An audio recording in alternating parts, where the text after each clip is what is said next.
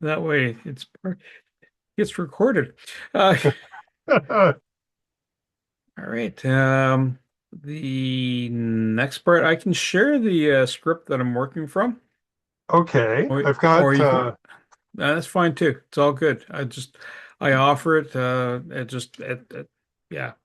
oh yeah, Not sure. Yeah, that'd be good. okay. So bear with me here 1 second. I'll hit the share screen button.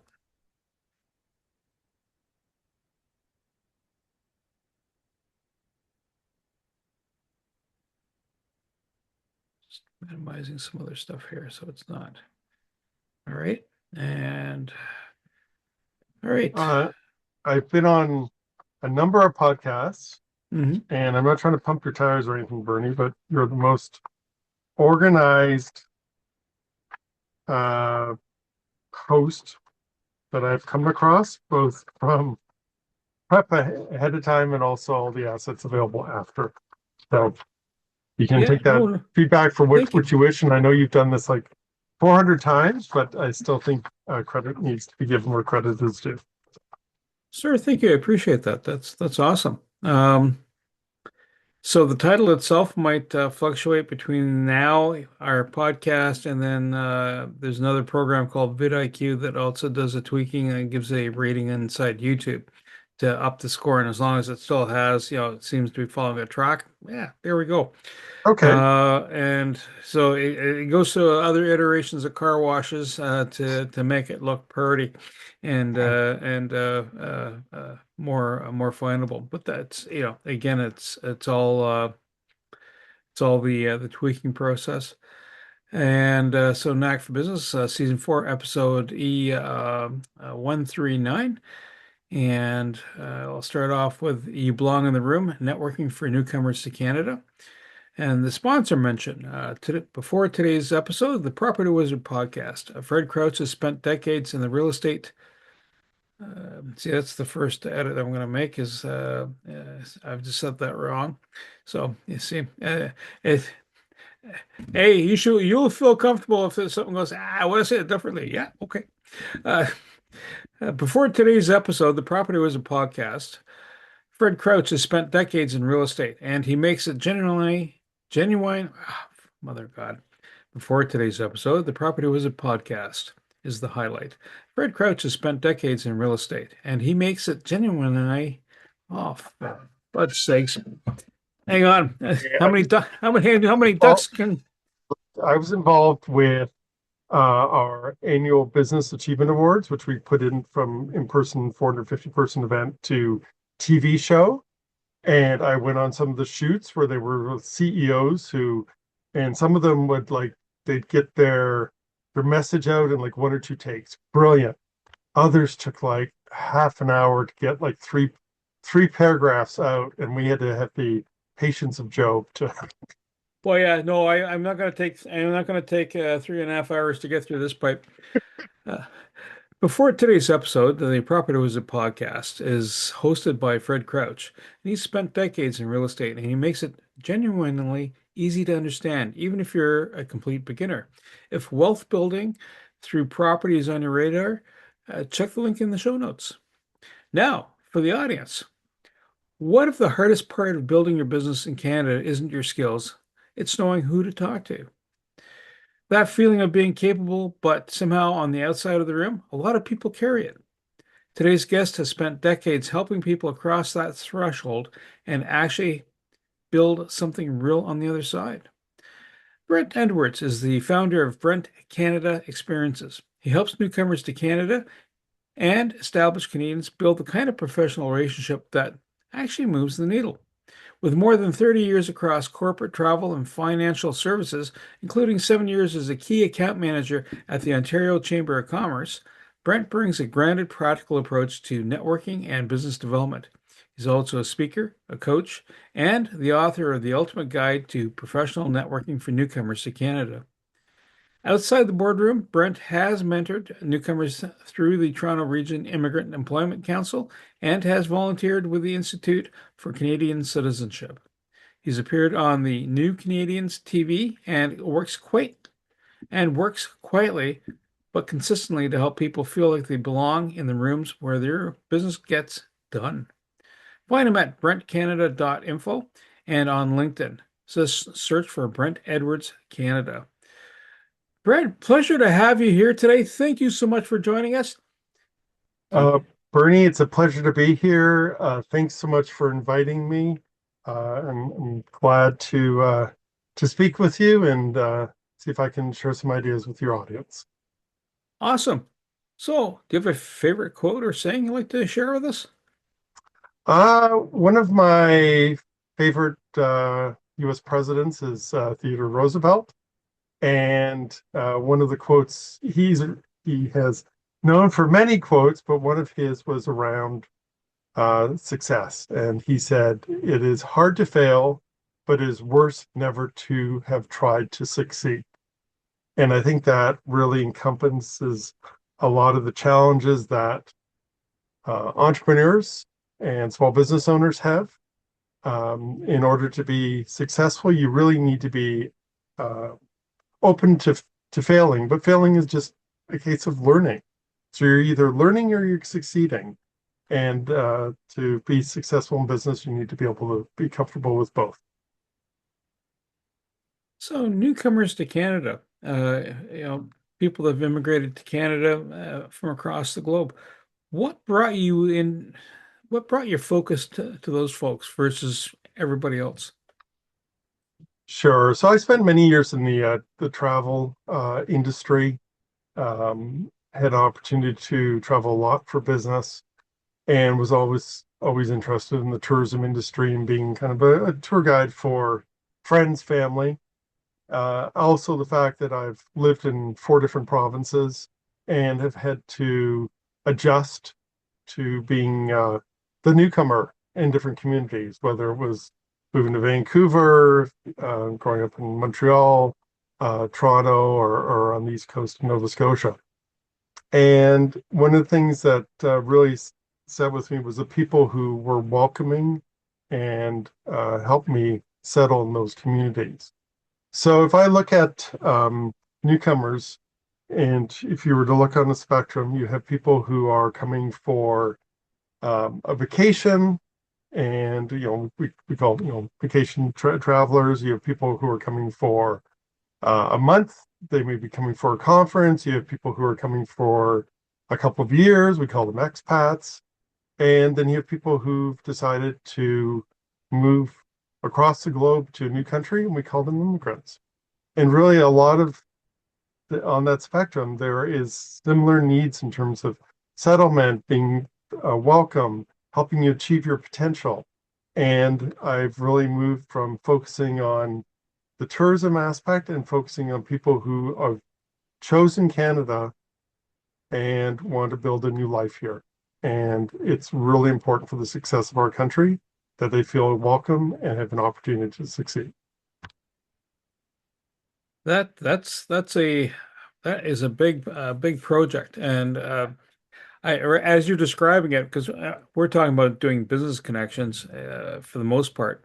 But does it involve more than just business connections? It's like, what is the best place to shop for a product? Is it the best place to live? Are you also involved in that, or is it just, hi, let me help you in the business networking space?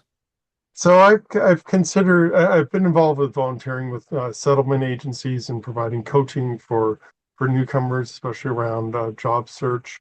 But the area that I really can help them out most with is for those who have a business or are starting a business and are looking to build business connections.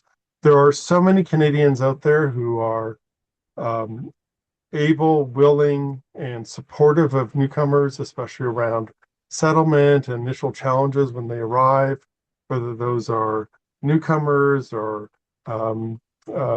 temporary foreign employees or refugees, and are doing an excellent job.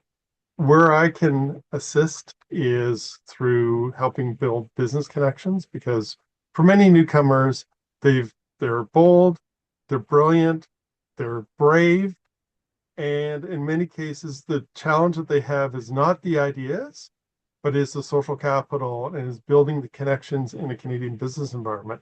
Especially a lot of newcomer business people have been successful in selling and building up businesses in other markets. And what the difference is that selling and building relationships in Canada, the rules are a little different. And because of some of the subtle differences, it can be even more challenging. And those are areas, just because of my experience in working in the Canadian business and environment for more than 35 years. That's the area where I feel that I can provide the most assistance.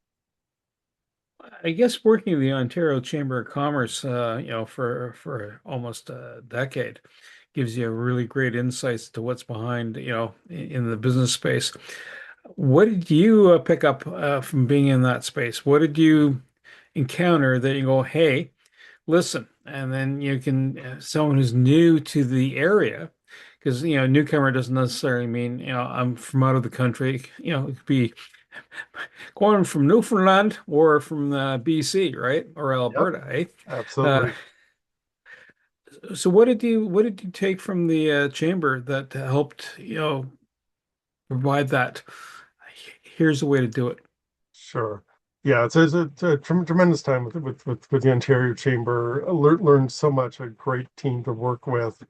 We were working on advocacy and policy work, principally around the areas of responsibility for the provincial government.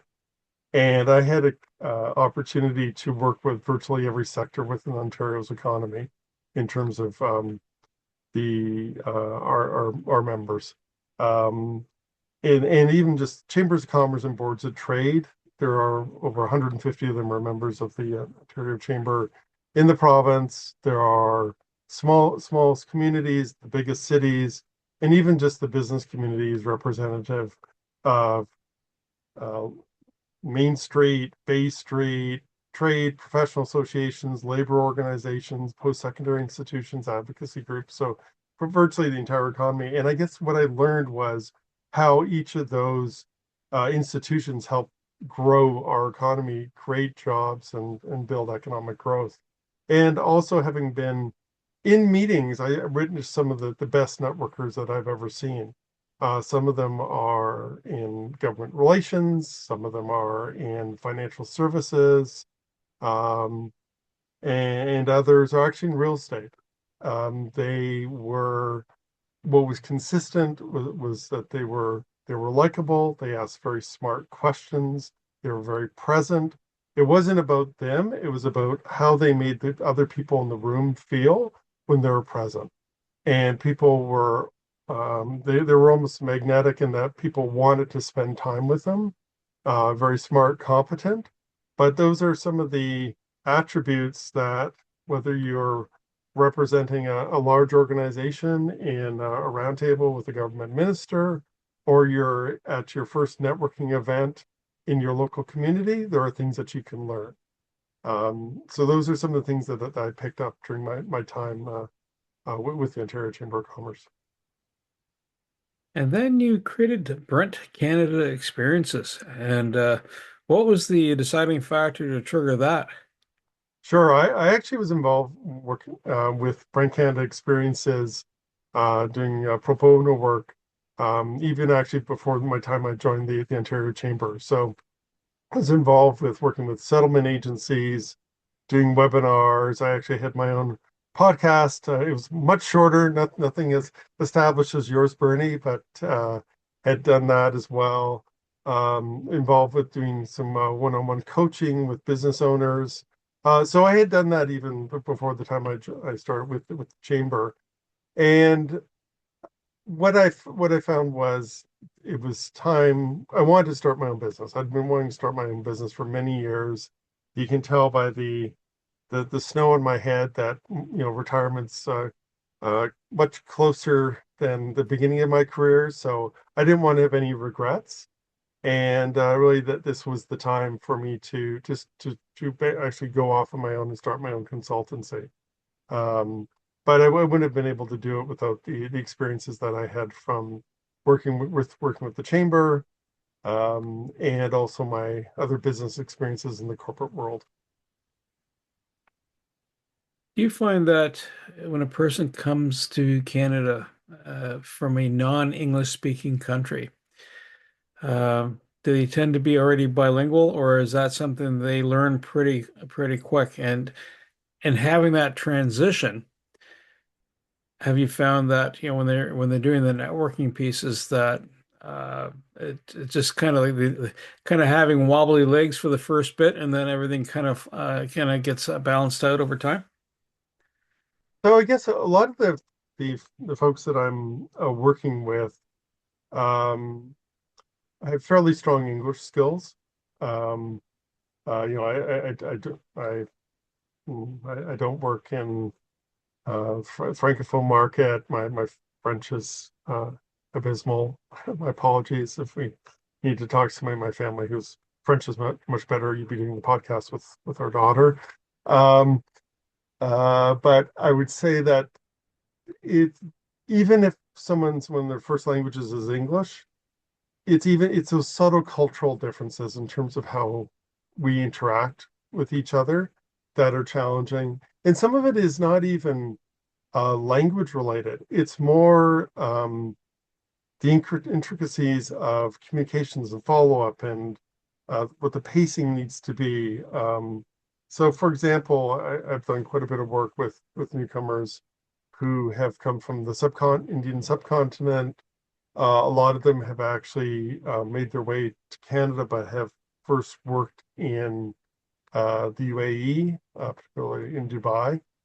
And the feedback I've heard is that the actual pace of business in Canada is actually much slower than what they're used to.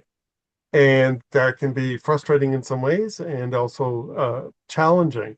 So some of it's understanding how much to push, how much to accelerate, how much to wait. And those are some of the areas that I coach people on. There are also a lot of um, coaches who are specifically strong in English as a second language and English coaching skills, and I would defer to them.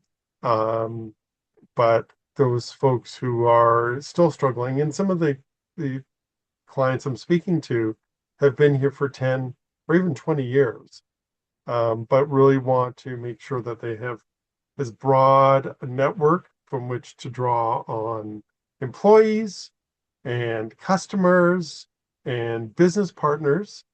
And you need to basically diversify your network if you're going to diversify your revenue streams and grow your business.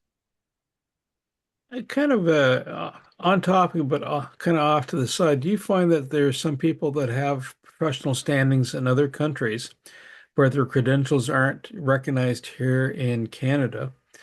And what's it take for them? Is it worthwhile for them to getting their credentials certified for here, or are they usually, you know what, I want to do something different. I don't want to drive cab. I want to do something else. I want to run a business, and they have an entrepreneurial spirit.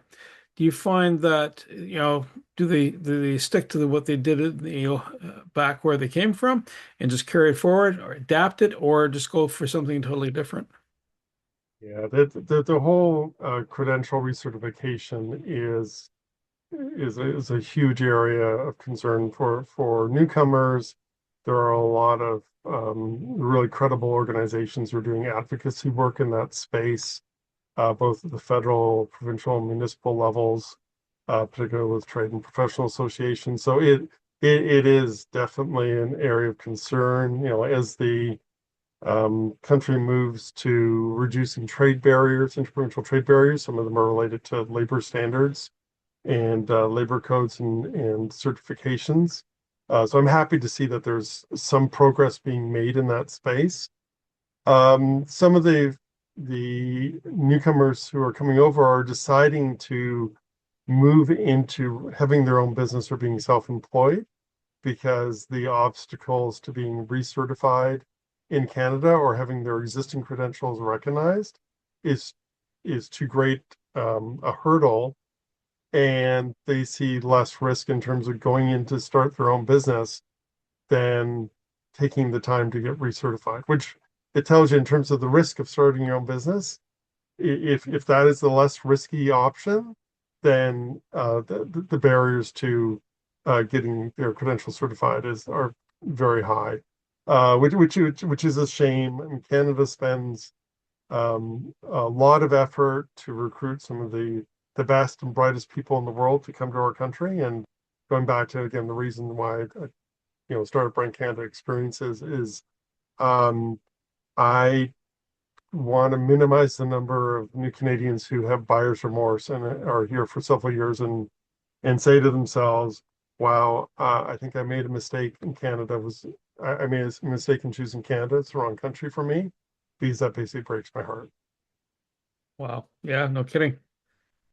What are the biggest mistakes newcomers make when they're coming to Canada to get into the business circles? They're looking to, you know, whether they're looking to import, export. I've talked to different folks. They have folks back home. It's, the country that they've left hasn't gone sideways. And the relationships are good between Canada and that given country. And, they're looking to export, import. Is it that type of stuff? Is it, are they helping, transplant a company that's in country of origin to here and they're looking to have a Canadian arm? Do you find that, or is it just totally, hi, I'm here, I'm gifted, and let's start over again. Total clean slate. Yeah, so I think that there's a whole range, and again, a lot of it depends on the country of origin, the background of the folks who are coming over.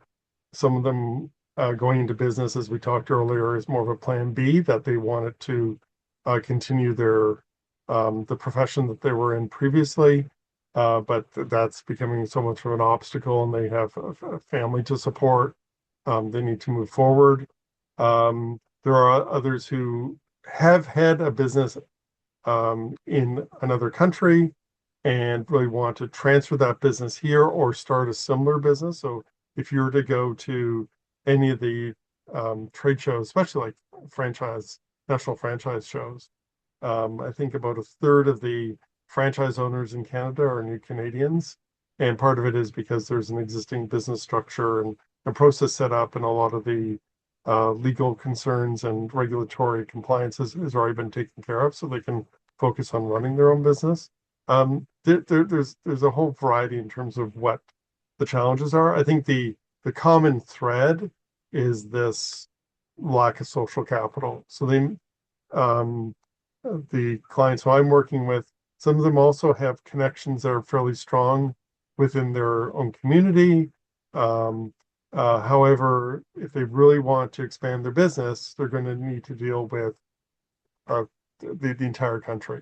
So it's almost it's a parallel to what's happening with our own country with the 10 provinces and the three territories and all the interprovincial trade barriers. We've been very siloed for very long. It's worked to a certain degree, but we need to break down those interprovincial trade barriers so we have a um, not 13 separate jurisdictions, but one country to give us access to all 41 million people. So I think it's also similar with people who are starting their own business, that if you stick within your own community, you're naturally limiting the number of potential customers or advocates for your service. And there are certain, you've got to, of course, understand your target market and who your ideal customer is, et cetera. But the more that you can diversify who those customers and advocates are for your business, the more chance you have of success. It's interesting you mentioned that because I reflect back. I live in the Ottawa Valley, and there are different regions outside of Ottawa going towards Pembroke. And I mean, it's extremely specific, but there were communities that were specifically the folks came from a certain country, Hmm. different European countries, whether it's Irish, it's Scottish, Hmm. Polish, German, and they concentrated. How do you get them to, and I get why that happens, because sometimes it's not safety in numbers, but it provides that familiarity because that's from the Hmm. home world, right? So there's like, Hmm. that's why delicatessens do so well. And that's why I like visiting them because, I'm never going to get skinny going to them. However, that said, tastes good. All that said, how do you get them though to shift that gear, like you were saying earlier, to listen, there's the rest of the country and you got to reach out to them. How how do you get them to kind of not always, get away from the safety zone, right? And get outside, you have to get uncomfortable. And is that where you take them into a larger networking space and go, hi, this is how you work the room? Yes, I think um, it's a two-way street. I think other communities also need to be more open to understanding that there are a huge number of local communities that have a tremendous amount to offer, and that the confidence of some of the newcomers that they have more to offer than they even realize. We're talking, quite a bit about, trading relationships and building new markets internationally. It's one of the reasons I got involved with the Canada Startup Association. So it's a fairly new organization that's focused on helping newcomer Canadian entrepreneurs and also new entrepreneurs from other underrepresented groups scale and export their services to new markets. And a lot of virtually every new Canadian has more international experience um, doing business in other countries than most of the established Canadians. And that's something, if there was ever a time where we needed people with understanding of international markets, it's now. And this is where it's more of a mindset shift where coming into a networking opportunity with one of my clients who's a new Canadian, they have so much to offer and they need to be seeing themselves as a peer with the folks in the room. And the folks in the room need to understand how much the newcomers can provide to Canada, are already providing and can provide to those relationships. I think part of it, like you talked a bit about breaking into business circles, and I think some of it is the way that the how we actually see these connections. And there's a lot of focus I notice in networking groups around, okay, who is it the right person in the room? Am I meeting the right person? Like I need to meet a vice president at a supply chain firm that's in logistics because I'm manufacturing XYZ product. And really what networking about is all about, it's not necessarily meeting the people in the room. It's meeting all the people that the people in the room know. Um, there are so many connections people have, and I guess it goes back to that old analogy about, don't judge a book by its cover. Mhm. Because in a lot of cases, you don't know who the people are that you've met. You don't completely understand their business, why they do it, what their origin story is, who they can help. You also don't understand who they also used to be, what their roles were, who they met, who they've connected with. You also don't know who they're actually connected to, what other circles they're part of, what other relationships. Are they part of like the business improvement area? Are they part of an alumni association? And specifically, you also don't know who these people are going to become when you're meeting them. You don't know what their potential and their trajectory will be in 5 years. So the idea about going into a room and it's like, I need to meet this particular person based on this title. And unless it's that person with that title, I'm not interested in meeting anyone else. You are so missing out in the in the world of networking. I mean, I'll give you well, let's give you an example for the audience that Bernie and I we both know it. So during the pandemic, um, I was involved with networking, but I wanted to keep my skills up and wanted to make sure that I was, you know, learning best practices. So I actually joined online networking groups in Australia, went to ones in the States, I went to ones in Ireland, England, and one of the best ones I came across is actually based out of Glasgow, Scotland. It's called the Revitalized Business Club. It's run by a great gentleman by the name of Lee Foster. So I actually had gone over a couple of years ago on a family vacation to Scotland for the first time. I got to meet the team. It was amazing. So I've been a member of that group for 5 years. Well, the way that Bernie and I actually know each other is that a gentleman by the name of Willie Nickel, who used to be a police officer, is now a business coach just outside of Glasgow introduced the two of us.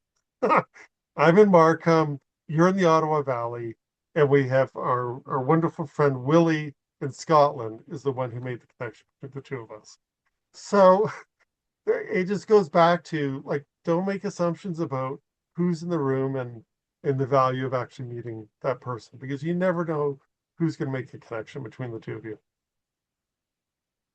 Just to follow up on that, when the pandemic blanket came down and everybody had to, it was online, and Zoom became your next best buddy or whatever platform you're running.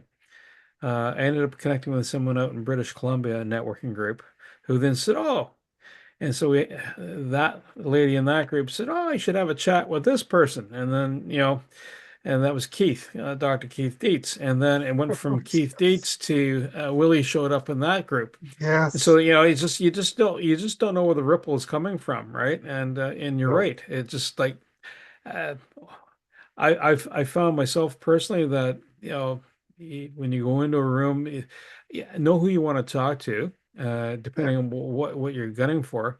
Be authentic. Be not expecting anything. Like be open-minded. Like you don't know what's going to happen next. It might be a conversation, might be a short one. You harmonize with the person. You don't harmonize with the person. All of it happens out there. As long as everything's cordial, life's good. That's kind of the big key. But to do a strong business introduction, how do you like when you're working with somebody? How do you make that introduction and go like, obviously Willie did that for us. You've Yes. been on the East Trade Winds show. You've been in the Canada Growth Network, Which is terrific. where I get to play and have fun. But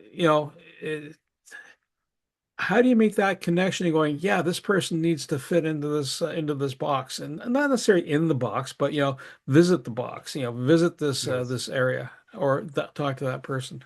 Yes. So a lot of that's we talked about elevator pitches and 60-second introductions. Um, and that those are important. I think the storytelling is a really key component to this. People remember stories. They don't necessarily remember facts and figures. Some people are challenged in terms of remembering people's names. That's the reason why we still, use business cards, whether it's physical or digital. But I think it's a story that you can tell about your business and who you help and how you made a difference. That's what people will remember and walk away with. So I think having a 20-second introduction or 60-second introduction is really important. Um, but it's also understanding like why do you do what you do? Um, the other component I found uh, is asking questions, and it's asking memorable, thought-provoking questions that can assist. So one of the things that I advise my clients to do, especially if they're going to a conference or trade show, is to ask a question of a panel. And I also coach them in terms of how to do this. And I've seen this done successfully where somebody from the audience will ask a question. Of course, you have to identify who you are, what do you do, why you're asking that question. And that can be one way that other people in an audience of 50, 100, 500 people can identify who you are.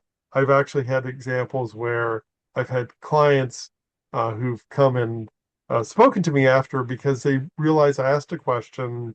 I tried to make it as thoughtful as possible and also had to identify myself. So that way you actually stand out in an audience as opposed to meeting generally the smaller number of people you have. One of the examples I'd used, I guess, on um, the mastermind that we've done with Canada Growth Network was around the business card Santa and the person who's handing out their business cards to a lot of other people.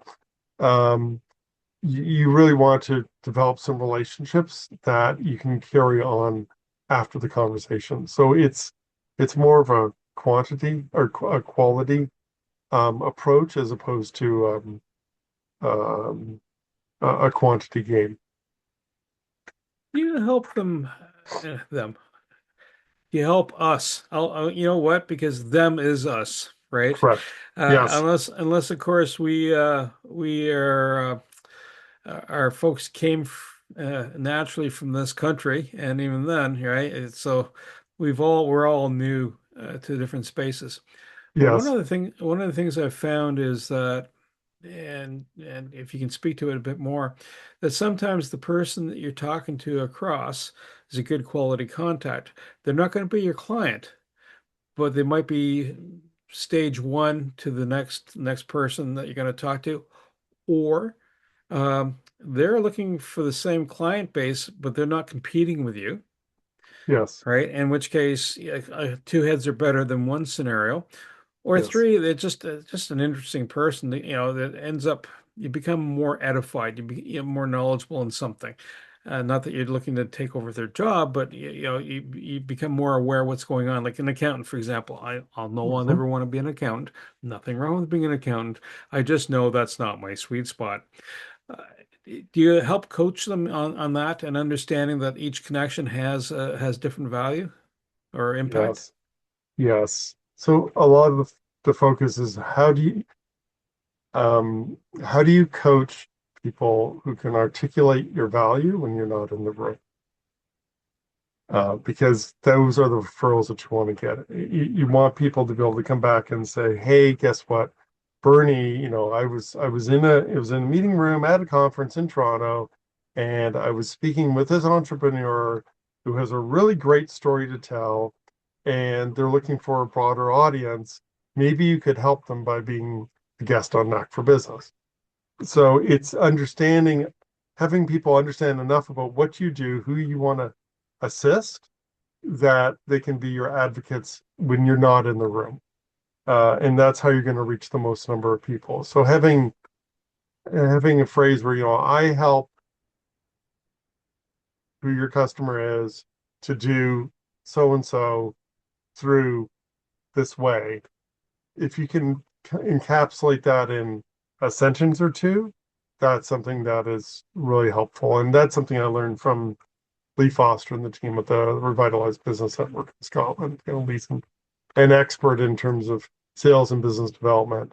And, he's the one who, you know, I actually belong to this group in Scotland, primarily not for referrals, but for my own professional development as an entrepreneur, because I'm still a year into having my own business, and there's still so much to learn about running your own business. So I can totally understand that. Yes, yes, and it's never static, right? It's always evolving. It's always yes, changing up. You're adapting to the circumstance, especially if you're shipping things out of the country or into the country.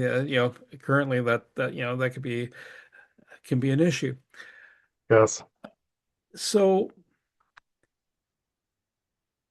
when you are helping someone connect, and let's say I'm meeting someone for the first time, one of the things to look at is, do they have a LinkedIn profile? Do they have a website? Hmm. What is something that I can refer to, not so much even bona fide, but later on I've met them and I'm going, well, hang on, this person might have interest in what I'm looking at, working with, or might be able to help somebody I know.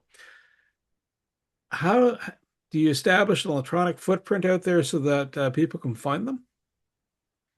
Yeah, and these are some of the topics I cover in the Ultimate Guide to Professional Networking for Newcomers to Canada. That was the ebook that the folks at New Canadians TV had me write based on several of the episodes I'd done for their TV show. They were the ones that actually encouraged me to write that book. And some of it is about, having a professional LinkedIn profile and having, a social media footprint that you can communicate. I Having spent all those years in corporate, my expectation was that everyone had a LinkedIn profile. And I think part of it is having been in financial services and having gone through many global crises, and including the financial collapse in 2008. Like, everyone in financial services then had a LinkedIn profile 2008 on. So that's basically when I started posting. But my assumption was everyone had a LinkedIn profile. Well, as I get in and learn more about the small business area, for folks who've never worked in, what we're calling the corporate environment, some of them don't have a LinkedIn profile. But in most business interactions in Canada, LinkedIn is kind of the calling card that if you don't have a LinkedIn profile, people will, it's like, can I verify who this person is? Do they have the credentials that they say they have? And it's almost table stakes, to use a gambling terminology. Um, it's table stakes in terms of having those business conversations. Because if people can't go to an independent site and verify who you are, where you worked, what you did, then they may have some challenges with working with you, because everything we're talking about is about building trust. It's building trust, it's building likability, it's building relationships. That's everything that networking is all about building professional relationships with people who you aren't already connected with, and also fostering those relationships with the people who um, you do have relationships with. So if you don't have a professional LinkedIn profile with a professional photo and all the basics in terms of your um, the area that you're focused on, your credentials in terms of academic and business success, there people are going to have challenges or question working with you, and it's unfortunate, but that's generally the case. And especially if you're going to an event. So if you're going to, I do a lot of work with trade shows, conventions, and conferences, because I think it's a great area for small business owners to build relationships, but it tends to be opportunities that are overlooked either due to the expense, the cost, but what I'm offering is some assistance to help optimize their time they're spending at trade shows. But whether you're handing over a business card or doing your QR code, um, having that LinkedIn profile and that detail in terms of who you are is a necessity. Yes, I I agree. Having yeah, but I thought having you might. something in the background. Um, when you're doing the introductions, do you also have them get involved in other, like, for example, today we're doing a podcast, right? Do you have them engage in podcasts? Do you have them engage in other community events to help? I guess this might be all in the Ultimate Guide to Professional Networking for Newcomers to Canada book, right? So some of it is, but happy to share some more. So there are so many different opportunities, especially around in person. Like we were talking about, meeting people um, through LinkedIn and on Zoom, and which is still, of course, incredibly valid. If you once you've met somebody in person, though, they're harder to forget. Um, and it's really a key to like building a relationship. Like Bernie, we haven't actually met in person yet. I'm sure we will, but we also were introduced by somebody who's a mutual friend of ours. In a lot of cases, somebody is going to want to meet a person in person before doing business with them. Um, and that's why this interactions with, again, like business improvement areas, chambers of commerce, boards of trade, alumni associations, trade shows, professional associations, trade associations, speaker forums, TEDx talks, like you name it. There are so many, especially um, in the city I live in. So I'm in Mark. I'm in the Greater Toronto area. There are so many trade shows, conferences, and conventions that are going on with people coming from across Canada and around the world. Um, if you want to take advantage of those opportunities, and this will also help widen your scope of contacts, and who you can do business with. I mean, I was at the PDAC conference. I was with a client. I was making introductions to clients, potential contacts from Africa. And the way I was able to make contacts was I'd previously gone to a trade shows connected with one of my sisters who'd written a memoir about her time in West Africa, and I'd gone as this associate of her brother, right? But we met people at that event who then led to other connections. So you, you need to put yourself out there. Um, you can make so much progress through a screen, but you really need to be going to these events to make headway. And one of the questions that you thoughtfully posed ahead of time was, well, how about if you're an introvert? I'm, as you can tell, more of an extroverted person, but I actually have a friend who coaches primarily introverts on business opportunities. And Gabrielle's written all these books on coaching for introverts. Um, and what she would say if she was on the show was they tend to ask more thoughtful questions. They tend to be better prepared. They are really all in on having in-depth conversations as opposed to superficial top line chats.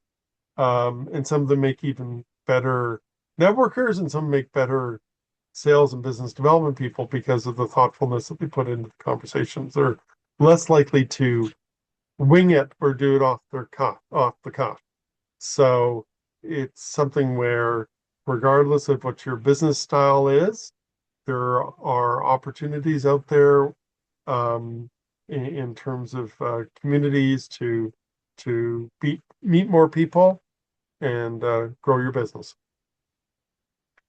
You know, by the way, Brent, if you're up in Ottawa, we can always meet at the Ad Hive location, the CoLab space. Yes. Shameless plug because I'm a member there. But the kind of key thing is when you're meeting people, go where there's food and beverage. It doesn't have to be adult beverages, but food, because they also have a cafe there too. But Perfect. it's a CoLab space, and it's all about community. And again, it's that's very very same thing. And you'll have them in the Toronto area too.